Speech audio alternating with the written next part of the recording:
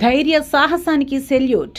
రంగారెడ్డి జిల్లా నందిగామలోని Alvin pharma కంపెనీలో జరిగిన అగ్ని ప్రమాదంలో 50 మంది బ్రతకడానికి ధైర్య సాహసాలు చూపిన బాలునికి యావత్ జనం సెల్యూట్ చేస్తోంది.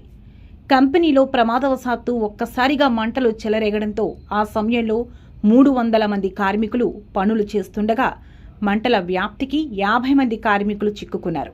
వారి ఆర్తనాదాలు విన్న సమీపంలో ఉన్న బాలుడు ప్రదర్శించిన ధైర్య సాహసాలు 50 మంది ప్రాణాలను నిలబెట్టింది.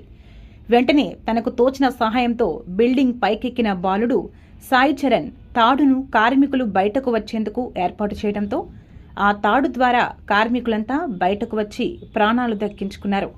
ప్రస్తుతం ఈ వార్త సోషల్ మీడియాలో వైరల్ కాగా సాయి చరణ్ సాహసాలను సీఎం రేవంత్ రెడ్డితో పాటు నెటిజన్లు అభినందిస్తూ యువకుని స్ఫూర్తి పలువురికి ఆదర్శంగా నిలుస్తుందని కితాబిస్తున్నారు.